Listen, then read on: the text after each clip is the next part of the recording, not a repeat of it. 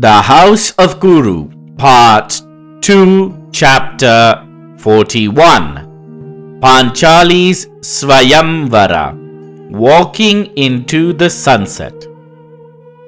The spectacular battle with the two Brahmanas struck fear into the rest of the kings, who had now calmed down. The sheer spectacle the crowd witnessed, with the mighty titan Arjuna and Karna, along with Bhimasena and Salyan, had caused all those kings to consider the marriage between a Brahmana male and a Kshatriya female. This Brahmana has won the Princess Panchali in a fair contest.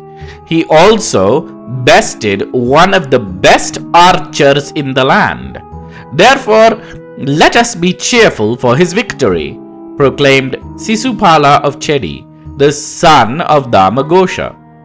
The rest of the kings breathed a sigh of relief at the thought of not having to wrestle with Bhimasena, whom they assumed was a gargantuan genetic defect of the priestly class. They began to bid goodbye and started to leave the palace, while others sat back in their respective seats. As the rest of the kings began to sit back down, the son of Prishata, the king of Panchala, approached the Brahmana whose hand his daughter Princess Panchali was holding, after placing a white garland over his neck. "Dear Brahmana, I, my kingdom, the people, we are stunned by your exceptional talent on the bow. Now come, make yourself at home. This entire palace is yours. My kingdom is yours. The throne of Panchala is yours. The army of Panchala is yours to command. And of course, my daughter, the princess of Panchala, is also yours to wed," said the king of Panchala with pride and conviction in his words. "I have no desire for palace, the throne, or your army, king. My prize is the princess. I will take leave, dear king, as my mother and brothers are awaiting our return," said the Brahmana curtly, who was really Arjuna in disguise. The answer both stunned and worried the king. He had a low opinion of Brahmanas, thinking they were always desirous of wealth and kind. He thought he could easily buy this Brahmana just like he bought Upayaja with cattle and Dravina, and keep him in the palace. In the event of battle or war, he would be of apt use. Yet, when this Brahmana refused to accept any wealth, he became gravely concerned. His daughter was a princess, the princess of Panchala, and now, in his folly, he has betrothed her to a member of the priestly class, a class who were known for wisdom over wealth, a class that prized wisdom over anything else, and that included power, fame, or fortune. He could forcefully take back his daughter, but she was already holding his arm, as though she accepted fate. How could he have been so foolish? Great kings from Magadha, Vidarbha, and Hastinapura asked for his daughter's hand. Why had he been so stubborn about getting the best archer for a son-in-law? How will this Brahmana treat his daughter? Will she live in poverty?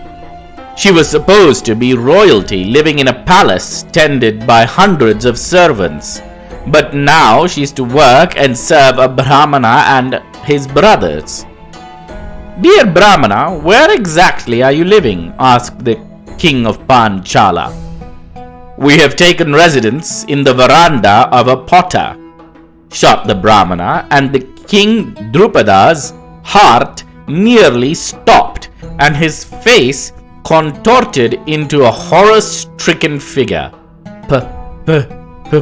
Potter's veranda? That's not a palace. Why, that is not even a house," squealed the king of Panchala. "Well, that's where I live with my mother and kin, and that is where I will be taking the princess of the Swayamvara, said the disguised Arjuna. Now, do be considerate, Brahmana. My daughter is a princess. She is accustomed to palace life, to have handmaidens tending to her every whim. Come now, why don't you make this palace your home? Asked the king of Panchala once more, and now Drishtadyumna, the queen of Panchala, and a number of ministers stood behind the king. Drupada and Arjuna, disguised as a Brahmana, did not budge. I am sorry. My family live on the veranda of a potter's house, and that is where I will be going, said the Brahmana. And now the king of Panchala began to get restless. Listen, Brahmana, I can make you the wealthiest man. As I said before, I care not for wealth, interjected the Brahmana, and once more Drupada came insisting. But my daughter cannot live in the veranda of a potter. She's a princess. She needs her handmaidens. You should have thought of that before you organized this Swayamvara. Or are you going to go back on your word, king? Asked the Brahmana as he glared at the king, and the king had no option but to oblige. At least let me speak with my daughter for a minute before I send her off, said the king of Panchala, and the Brahmana, who was really Arjuna in disguise, nodded in agreement. Panchali moved a little further from her newly acquired husband and approached her father, who was looking completely helpless. I am so sorry, my dearest.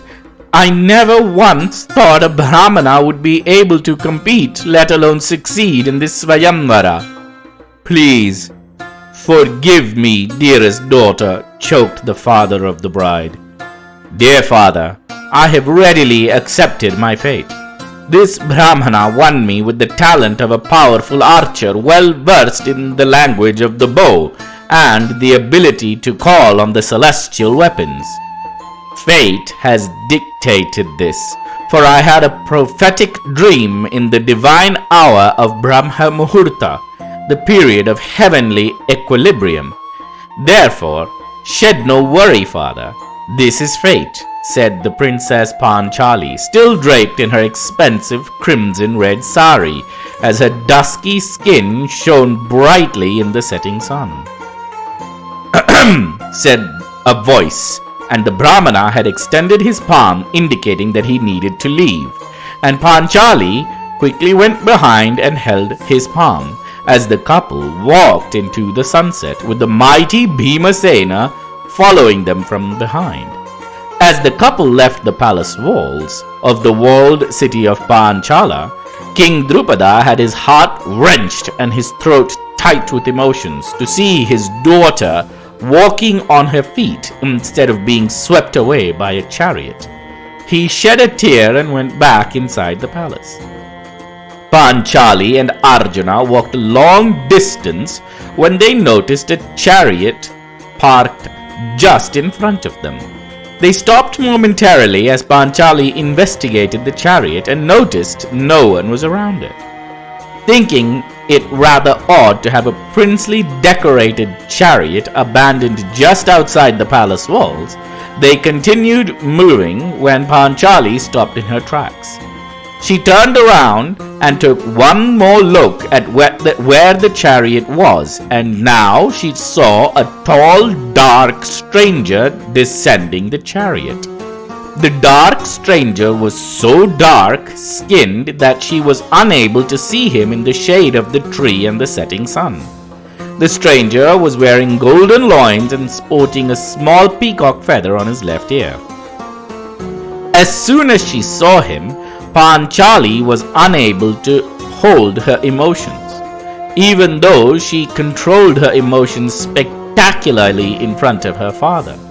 She burst into tears in front of this stranger. There was something about this man which made her completely lose control of herself. Both Bhimasena and Arjuna exchanged worried looks. Bhima gripped his mace tightly, and Arjuna did the same with his steel bow, thinking that this stranger might declare war just like the other kings and princes did in the marriage hall. But to their surprise, the stranger started laughing softly at Panchali's wails. "O Keshava, O Achyuta, what have you done? I nodded to your advice, and now I am marrying a member of the priestly class, one who does not even have a house to live in. How can you laugh? Have you no shame? You have stranded a woman who is a princess, no less," wailed Panchali, as she cried loudly and piteously as the dark stranger was now grinning so widely that his smile extended from his left ear to his right, and his pearly white teeth shone in the dusky moonlight. His wide smile only caused more emotions to flow through the Princess Panchali. "Hrishikesha, what will I do? Am I a Kshatriya princess? Am I going to live my life in a thatched roof hut for the rest of my days? I was promised to wed the mighty Arjuna, the conqueror of my father's kingdom. Now I'm going with this Brahmana. This is all your fault. How can you smirk and smile like this? Have you no shame or chagrin?" asked the princess of Panchala once more to this tall, dark stranger. "Dear princess, the terms of the Swayamvara were very clear. He who strings the heavy steel bow and shoots 5 arrows consecutively through the eye of the fishes and breaks the Matsya Yantra wins.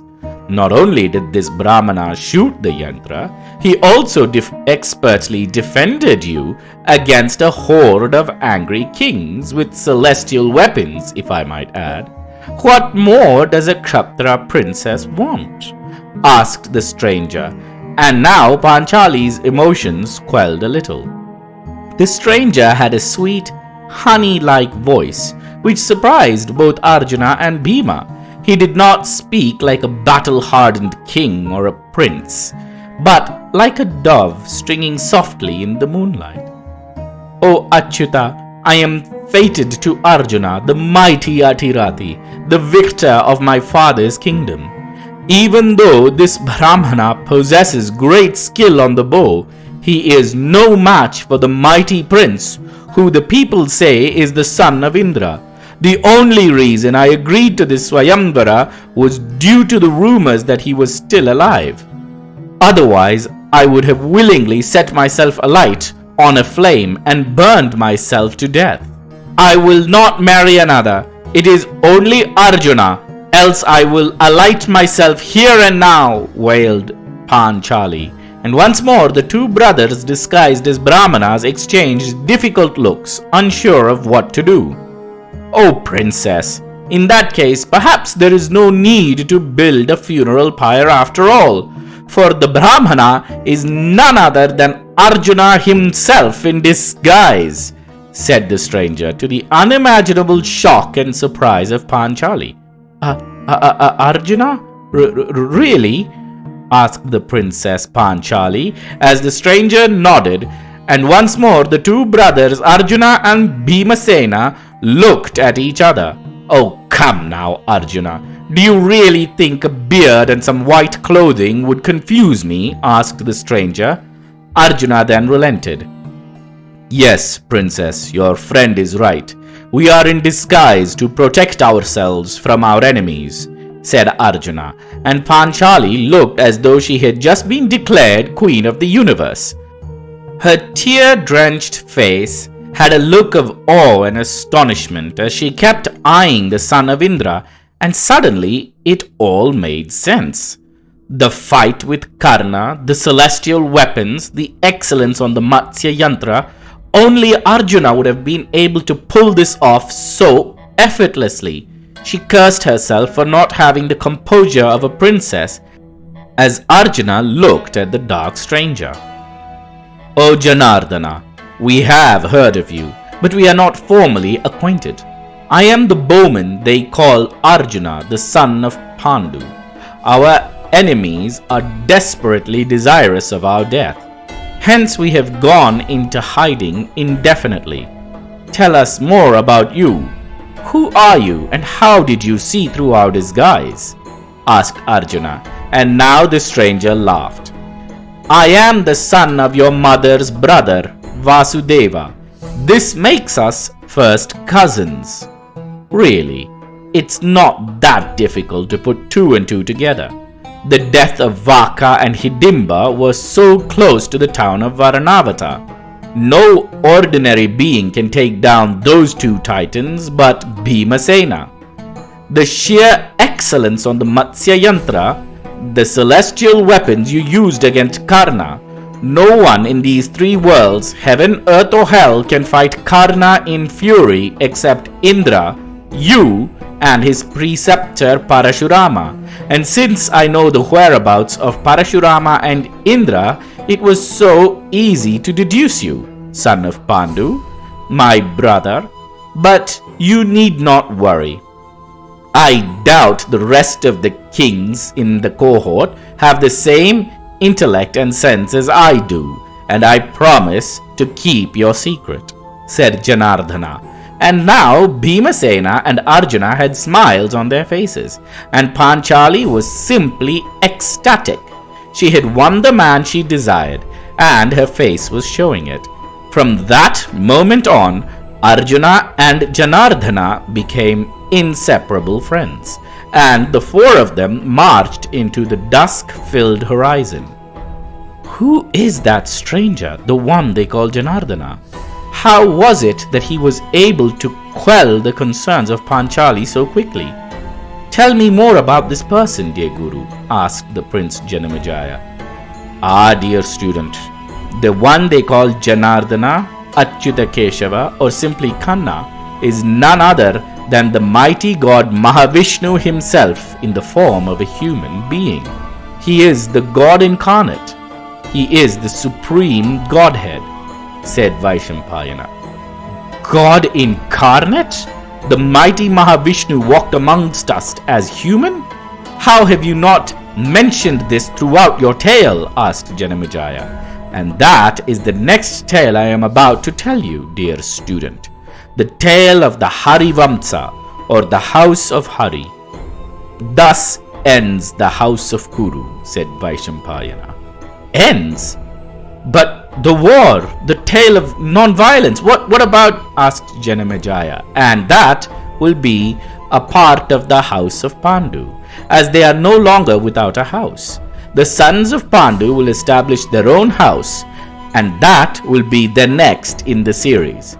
But before that, you must listen to the tale of Hari and the Hari Vamsa, said Vaishampayana, and Prince Janamejaya leaned in to listen. I hope you liked today's episode of The House of Kuru. If you have not already, please subscribe to this channel and like this video so that you will be notified every time a new video is uploaded. Thank you.